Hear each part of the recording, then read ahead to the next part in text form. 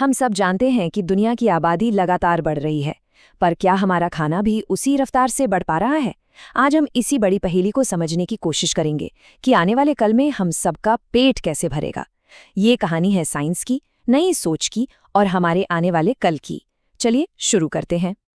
तो सबसे पहला और बुनियादी सवाल कि आखिर हमें इस बारे में सोचने की जरूरत ही क्यों है? भाई खाना तो मिल ही रहा है, फिर इतनी चिंता क्यों? असल में यही सवाल हमारी पूरी बातचीत की नींव है और इसका जवाब जानना हम सब के लिए बहुत जरूरी है। सबसे पहली वजह और शायद सबसे बड़ी वजह है हमारी बढ़ती आबादी। जरा सोचिए, हर दिन हर घंटे दुनिया में नए लोग जुड़ रहे हैं और जाहिर है उन सभी को खाने की जरूरत है। इसका सीधा सा मतलब है कि खाने की डिमांड हर साल बढ़ती ही जा रही है। ये एक ऐसी सच्चाई है जिसे हम अनदेखा कर ही नहीं सकते। अब कोई शायद सोचे, ठीक है, लोग बढ़ रहे हैं तो क्या हुआ, हम और ज्यादा जमीन पर खेती कर लेंगे। पर असली मुश्किल तो यही है। खेती करने के लिए हमारे पास जमीन लिमिटेड है। हम नए खेत बनाने के लिए जंगल तो नहीं काट सकते ना। तो असली चैलेंज ये है कि उसी 1 बीघा खेत से पहले से कई ज्यादा फसल कैसे उगाई जाए। इसी को कहते हैं यील्ड या पैदावार बढ़ाना। और देखिए, ये लड़ाई सिर्फ पेट भरने की नहीं है, बल्कि अच्छा और पौष्टिक खाना खिलाने की भी है। हमें ऐसा खाना चाहिए जो सिर्फ भूख न मिटाए, बल्कि हमें सेहतमंद भी रखे, जिसमें जरूरी विटामिन्स हो, मिनरल्स हों। और हाँ, वो खाना सेफ और टेस्टी भी तो होना चाहिए। मतलब हमें सिर्फ ज्यादा नहीं उगाना है, बल्कि बेहतर भी उगाना है। और आखिर में एक और कड़वी सच्चाई देखिए, फसल उगाना किसी जंग लड़ने से कम नहीं है। एक तरफ किसान मेहनत करता है और दूसरी तरफ कीट, बीमारियां और खरपतवार जैसे दुश्मन फसल पर हमला करने को तैयार रहते हैं। नतीजा, हमारी मेहनत से उगाई गई फसल का एक बहुत बड़ा हिस्सा हम तक पहुंचने से पहले ही बर्बाद हो जाता है। इस बर्बादी को रोकना अपने आप में एक बहुत बड़ी चुनौती है। पर अच्छी खबर ये है कि हम ऐसी चुनौतियों का सामना पहली बार नहीं कर रहे हैं। इतिहास गवाह है कि हमने पहले भी खाने पीने से जुड़ी बड़ी बड़ी समस्याओं को सुलझाया है। तो चलिए जरा पीछे मुड़कर देखते हैं कि हमने अपनी पिछली क्रांतियों से क्या सीखा है। और देखिए, हमने ये पहले भी कर दिखाया है। हरित क्रांति यानी ग्रीन रेवोल्यूशन ने बेहतर बीजों और खाद से देश में अनाज के भंडार भर दिए। फिर आई श्वेत क्रांति या व्हाइट रेवोल्यूशन, जिसने अच्छी नस्ल के पशुओं से दूध की नदियां बहा दी।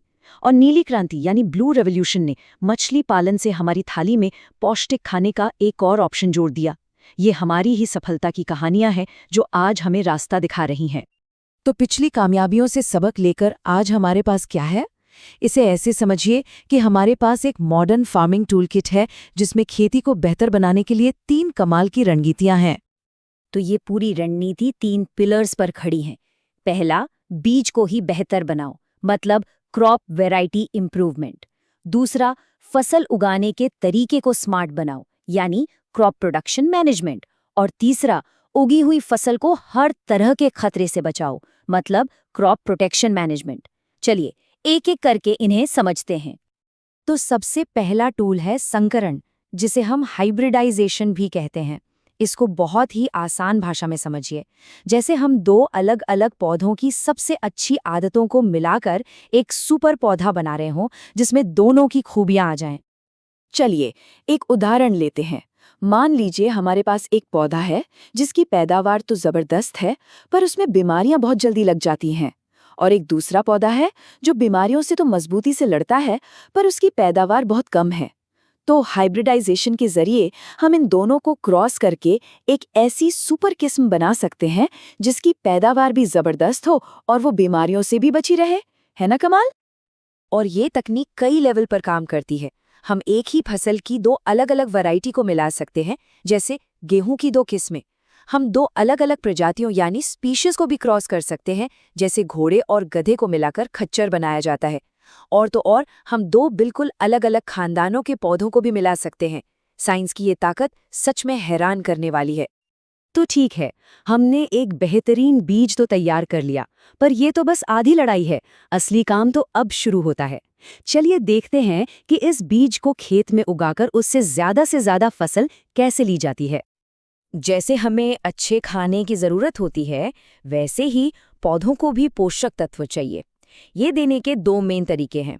एक है देसी खाद, जैसे गोबर की खाद। ये पौधों का घर का बना पौष्टिक खाना है जो धीरे धीरे मिट्टी की सेहत को सुधारता है।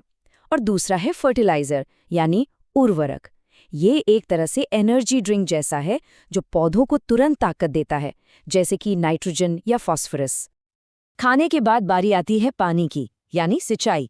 हमारे पुराने तरीके जैसे नहर से या कुएं से पानी देना सस्ते तो हैं, पर सोचकर देखिए उनमें कितना सारा कीमती पानी या तो भाप बनकर उड़ जाता है या बहकर बर्बाद हो जाता है। इसीलिए अब हमारे पास स्प्रिंकलर और ड्रिप सिस्टम जैसे मॉडर्न तरीके हैं जो पानी की हर एक बूंद को बचाने के लिए बनाए गए हैं। और इन मॉडर्न तरीकों में सबसे शानदार है ड्रिप इरिगेशन। इसमें होता क्या है कि पाइपों का एक जाल बिछाकर पानी को बूंद बूंद करके सीधे पौधे की जड़ों तक पहुंचाया जाता है। मतलब जीरो वेस्टेज। जहां पानी की कमी है उन इलाकों के लिए तो ये किसी वरदान से कम नहीं है। और इसका असर कितना बड़ा है इसका अंदाजा इस नंबर से लगाइए। ड्रिप इरिगेशन का इस्तेमाल करके हम 60 से 70% तक पानी बचा सकते हैं। ये एक बहुत बड़ा आंकड़ा है जो दिखाता है कि सही टेक्नोलॉजी कितना बड़ा फर्क ला सकती है। स्मार्ट खेती का मतलब है जमीन का स्मार्टली इस्तेमाल करना, जैसे मिक्स्ड क्रॉपिंग यानी एक ही खेत में गेहूं के साथ चना भी उगा दिया, इससे रिस्क कम होता है। या फिर इंटरक्रॉपिंग जिसमें लाइनों में सोयाबीन और मक्का लगा दिया। और सबसे जरूरी है क्रॉप रोटेशन, मतलब हर साल फसल को बदलना ताकि जमीन की उपजाऊ शक्ति बनी रहे और वो बंजर ना हो। चलिए अब आते हैं हमारे टूल किट के तीसरे और आखिरी हिस्से पर। हमने एक बेहतरीन बीज चुना, उसे स्मार्ट तरीके से उगाया, लेकिन असली जंग तो अब शुरू होती है, यानी अपनी मेहनत से उगाई फसल को दुश्मनों से बचाने की।